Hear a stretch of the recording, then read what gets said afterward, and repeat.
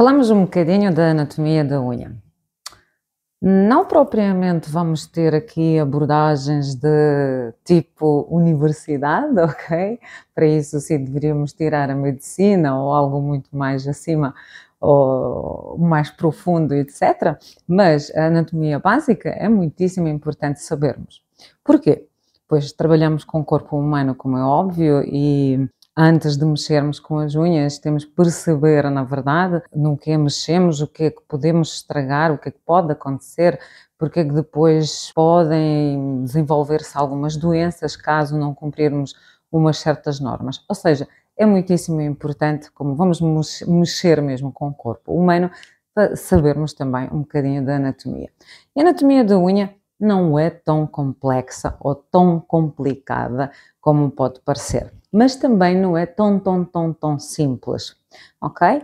E conhecendo um bocadinho mais a anatomia, vai ser muito mais fácil de dominar alguns assuntos, inclusive, ou seja, duas das perguntas que mais destacam-se depois entre as clientes, ou seja, na nossa área, é sempre aquelas perguntas se a unha respira, primeiro, e se as unhas precisam de descanso.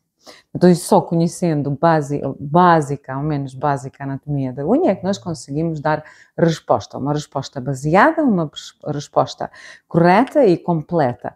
Assim, evidentemente, não só explicamos ao cliente o que é que se passa na verdade, mas também ganhamos mais um bocadinho de confiança. Vamos então a isso.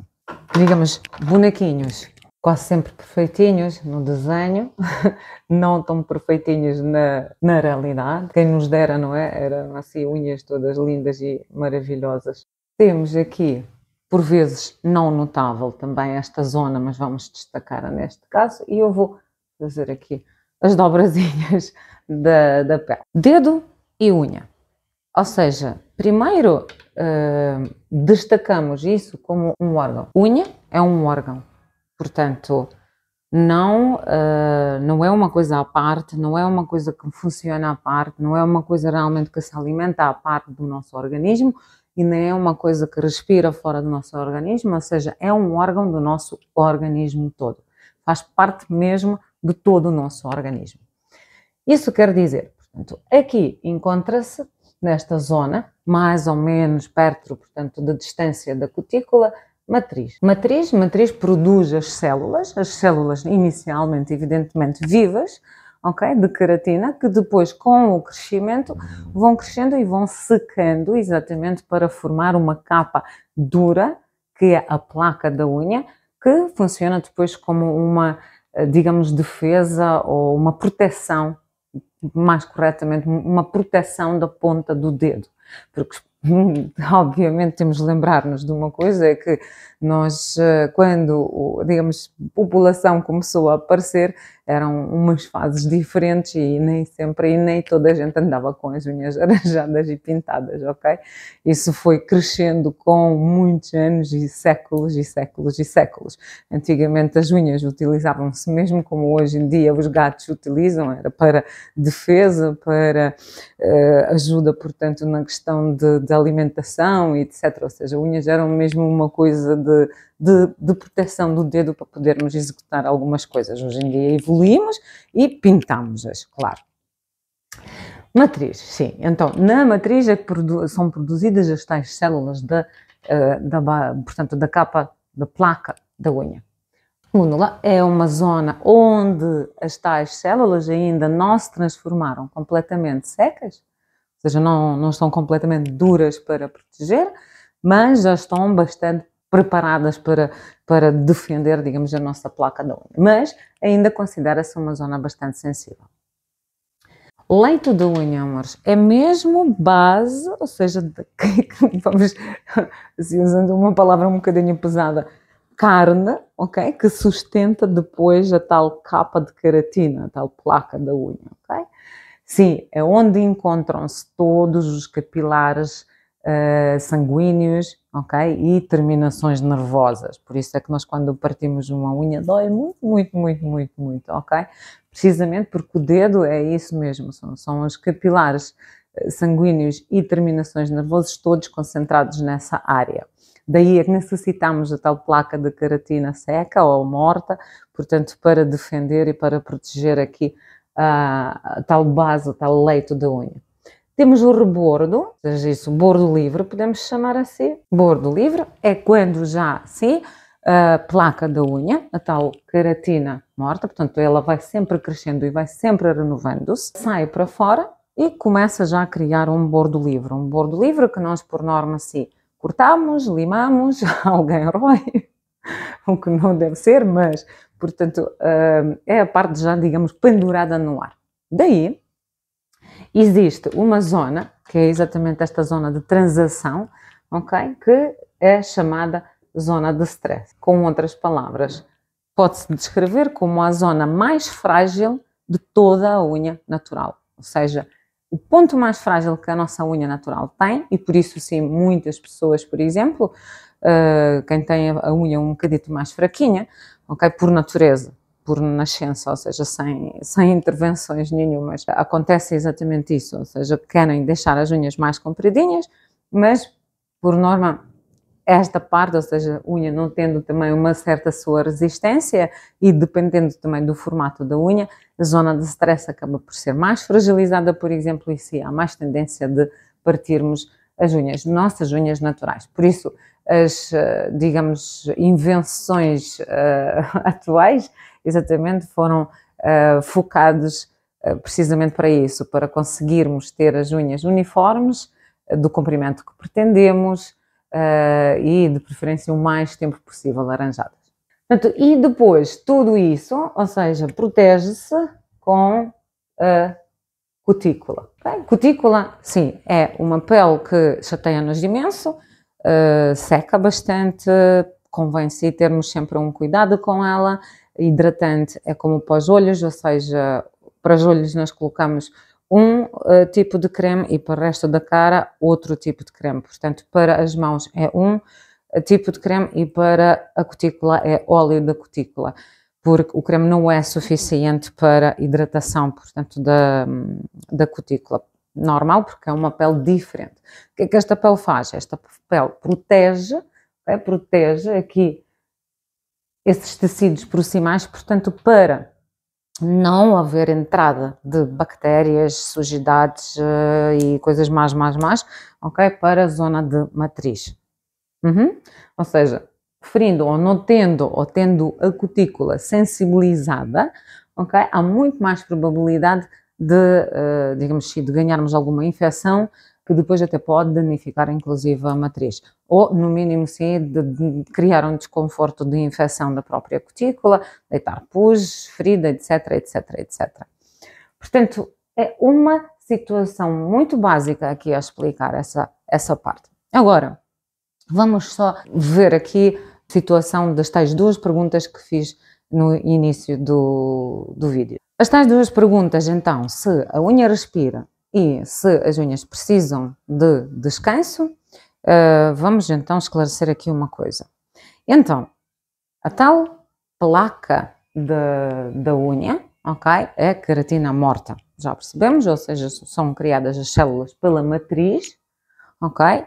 Pela matriz, que é um órgão, digo, a unha toda é um órgão composto por vários elementos e a matriz é o principal elemento deste órgão que se chama de unha.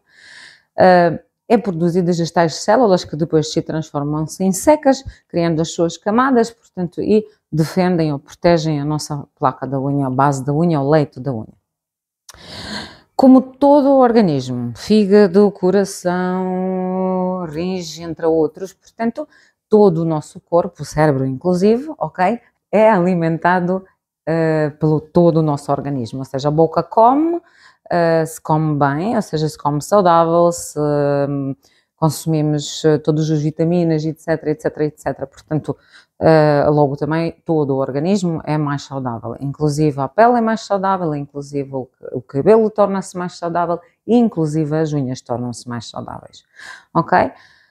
E da mesma situação, portanto, acontece com a respiração, ou eu até não diria respiração, porque quem respira somos nós, com o nariz e os nossos pulmões, e o sistema respiratório todo, ok?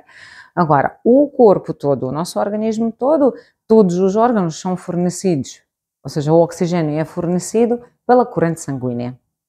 Okay?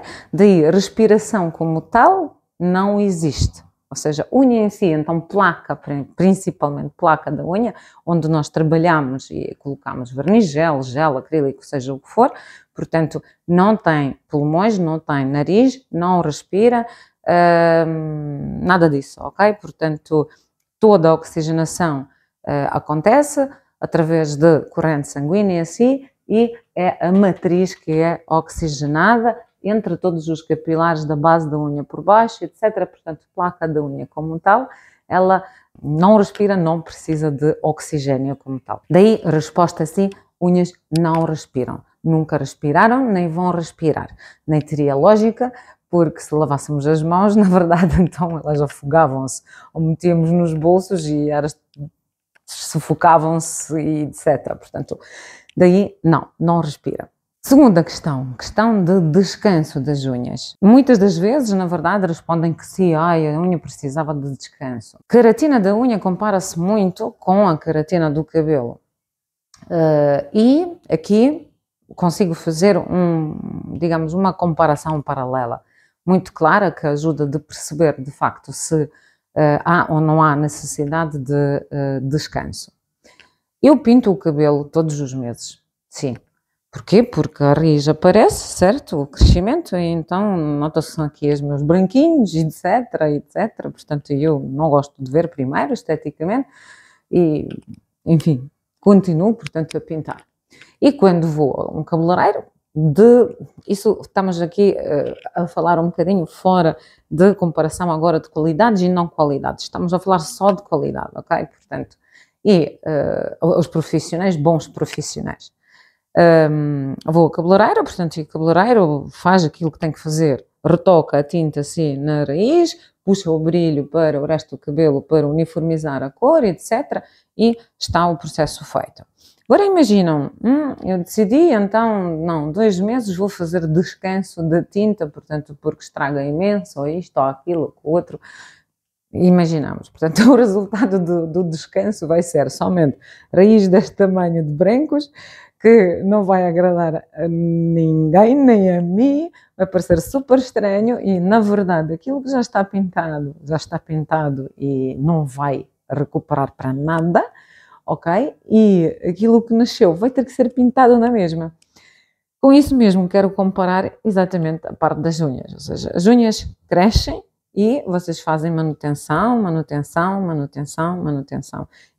é feita na parte que cresceu, ok? Ou seja, nesta parte que cresceu, okay? Mas das unhas.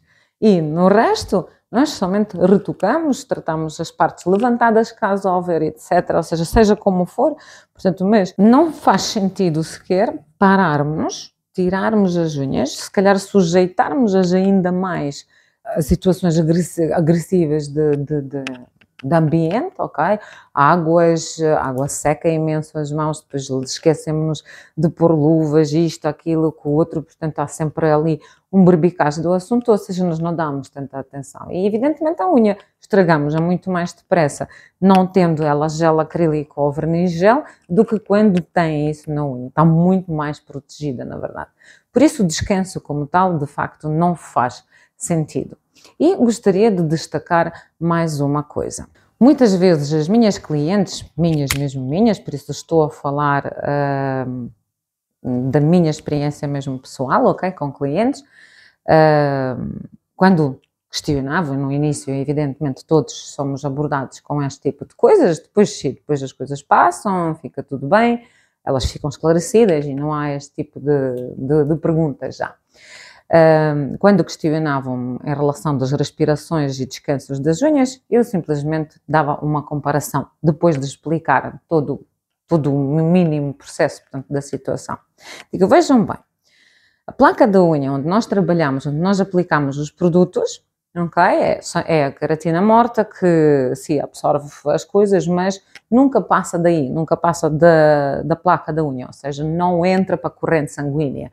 Por isso, primeiro, realmente, e é muito destacável que nem gel, nem acrílico, nem outra coisa qualquer colocada na placa da unha ok? Não é prejudicial mesmo para a saúde de nenhuma forma, nem para bebês quando estão grávidas, etc, etc. Porquê? Porque não há contacto com corrente sanguínea, ou seja, mesmo usando químicos, etc. Portanto, não há transportação desses químicos ou efeitos desses químicos para o resto do organismo.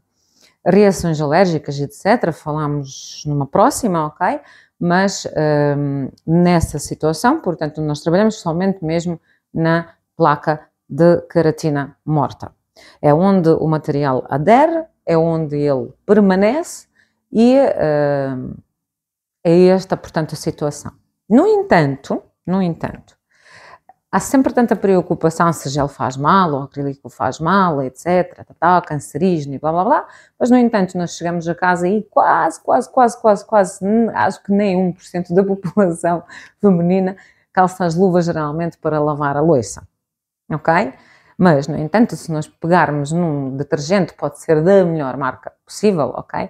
E olharmos bem, portanto, para ingredientes e, além dos ingredientes, só mesmo características que são publicitadas, que tira a gordura mesmo com água fria e tal, e não sei o que mais, e limpa não sei quanta louça, blá, blá, blá, blá, blá, blá, blá, ok? E ninguém pensa nisso, na verdade. Então, se este detergente retira gordura e outras coisas, etc, portanto, da louça, mesmo com água fria, então imaginam o que faz com a nossa pele. Ou seja, quer dizer que também há absorção pelo nosso organismo destes químicos que nós mexemos com as mãos, já não digo lixíveis, entre outras coisas, ou detergentes mais agressivos, só estou a falar mesmo de detergente da louça, por mais que eles colocam lá a vitamina E, A, C, o que quiserem, portanto, há sempre uma entrada, uma absorção de outros químicos, ok? De outros químicos pela mão. E se aí há contacto com corrente sanguínea, ou seja, o organismo absorvendo, há a probabilidade de alguns químicos irem para o nosso sangue. Isso é que faz mal. E vejam o quanto preocupam-se com isso ou pensam sobre isso e o quanto preocupam-se com a respiração e descanso das unhas. Portanto, daí é isso. Ou seja, não se preocupem. Confiam nas vossas técnicas de unhas, técnicas das unhas, atenção com essas coisas e se educam e explicam às vossas clientes e aliás, desejo muita saúde a todos e muito sucesso no trabalho.